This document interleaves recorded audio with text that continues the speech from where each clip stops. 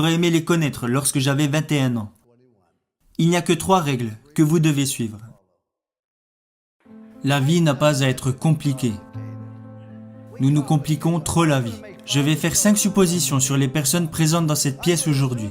Je suis prêt à parier que vous voulez réussir votre vie professionnelle. Je suis prêt à parier que vous voulez réussir votre vie personnelle. Je suis prêt à parier que vous avez besoin de vous sentir utile. Je suis prêt à parier que vous voulez vous sentir en sécurité pour votre avenir. Et le 5e point est que je suis prêt à parier que vous voulez aller au paradis. Je vais maintenant vous donner un plan simple pour réussir les 5, parce que vous n'avez pas besoin de sacrifier votre vie religieuse ou votre vie personnelle pour réussir professionnellement. Tout est lié et ce n'est pas compliqué. J'ai toujours essayé de ne jamais me compliquer la vie. Vous rendez-vous compte qu'un arc-en-ciel comporte seulement 7 couleurs ? Seulement 7. Regardez ce que Michel-Ange a réussi à faire avec ces 7 couleurs.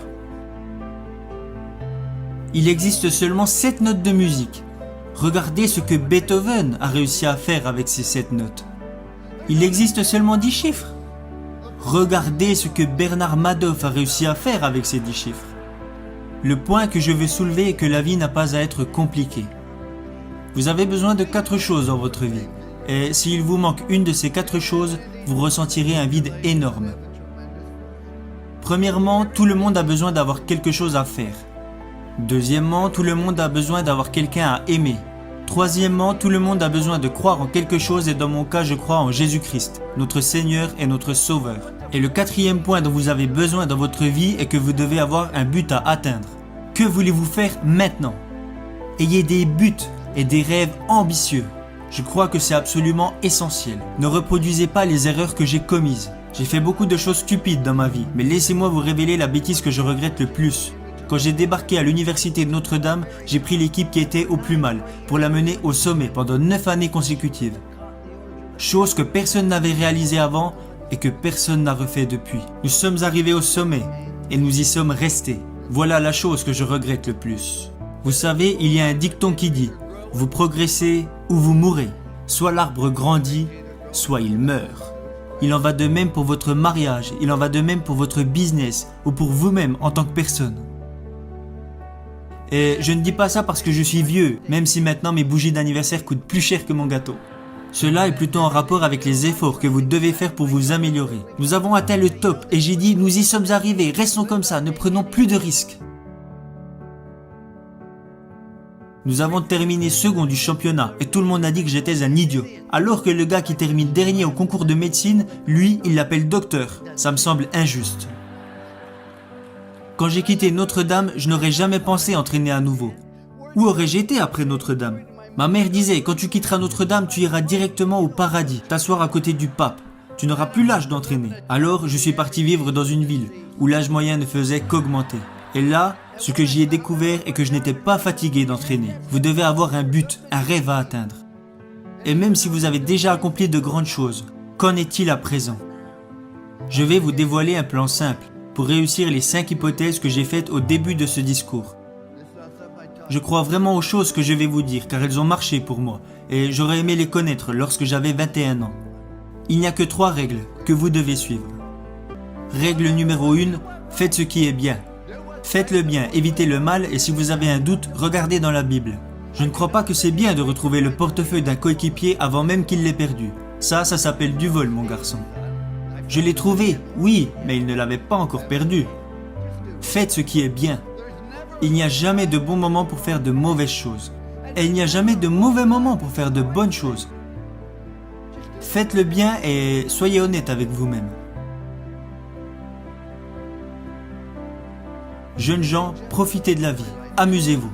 Vous allez avoir des problèmes, vous allez rencontrer des difficultés. Ça fait partie de la vie. Ce n'est pas parce que vous êtes diplômé que vous n'aurez pas de problème. Et ne racontez pas vos problèmes à tout le monde. Savez-vous que 90% des personnes n'en ont rien à faire ? Et les 10 autres pourcents sont contents que vous les ayez, alors vous feriez mieux de les garder pour vous. Vous allez avoir des problèmes, alors amusez-vous dans tout ce que vous faites. Et si vous aimez vraiment ce que vous faites, les gens prendront du plaisir à être à vos côtés. À chaque fois que je me réveillais les jours de match, je me disais « Aujourd'hui sera une journée incroyable ». Et je le pensais vraiment, car si vous aimez vraiment ce que vous faites, les gens prendront du plaisir à être à vos côtés.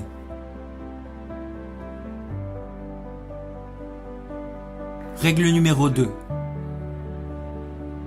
Faites du mieux possible avec les capacités que vous avez et le temps qui vous est donné. Vous savez, tout le monde n'a pas les capacités d'être en équipe première, mais tout le monde se doit de donner le maximum qu'il est capable de donner. Si vous voulez échouer, alors vous avez le droit d'échouer. C'est ça qui est génial dans ce pays. Vous n'avez pas le droit de faire échouer les autres si vous n'exploitez pas au mieux vos capacités. Vous avez mis un enfant au monde. Vous avez un business. Vous avez rejoint une équipe. Vous avez des obligations et des responsabilités envers d'autres personnes. C'est pourquoi vous vous devez de donner le maximum de ce que vous êtes en mesure de donner, dans tout ce que vous faites. Ce n'est pas compliqué. Vous savez, jeunes gens, je suis né avec une cuillère d'argent dans la bouche. Je suis né à Follansbee, en Virginie occidentale. Je suis repassé à l'endroit où je suis né hier, vers 22h30. Je suis né dans la cave de ma maison, mis au monde par le docteur McGraw. Nous n'avions qu'un lit pour moi, ma sœur et mes parents. Nous avions une demi-baignoire et une petite cuisine. Et nous avons vécu dans cette maison pendant plus de 7 ans. Il n'y avait pas d'aide sociale à l'époque, nous n'avions pas de coupons alimentaires et nous n'avions pas d'argent de côté. Mais j'ai toujours eu assez à manger, parce qu'à chaque fois que je voulais me resservir, mon père me disait non, tu en as déjà eu assez. Mais la raison pour laquelle je dis que je suis né avec une cuillère d'argent dans la bouche, mon père avait arrêté l'école en CM1, voilà toute l'éducation qu'il avait. Alors pourquoi je vous dis que je suis né avec une cuillère d'argent dans la bouche ?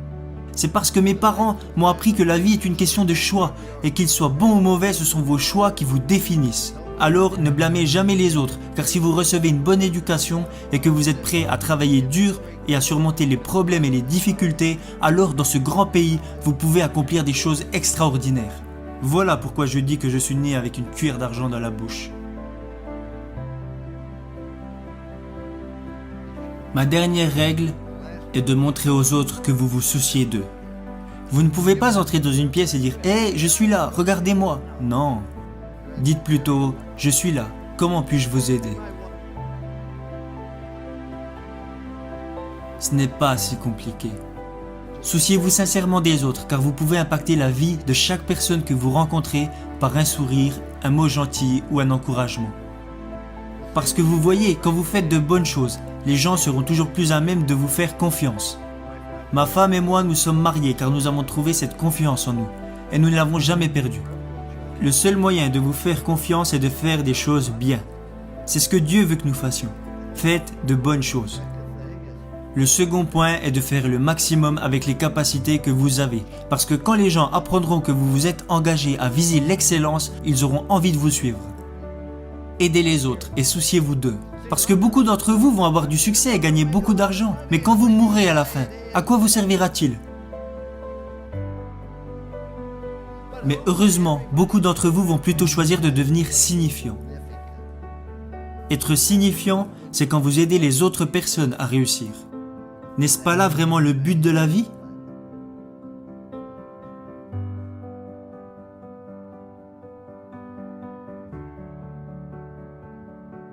J'aurais aimé connaître ces 3 règles lorsque j'avais 21 ans, et je les utilise maintenant depuis plus de 40 ans. C'est pour cela qu'il y a une statue de moi devant l'école, même si je pense qu'ils l'ont plutôt mise là pour que les pigeons puissent se reposer. Mais si vous la regardez bien, il y a 3 mots inscrits au pied de cette statue. Confiance, engagement, amour.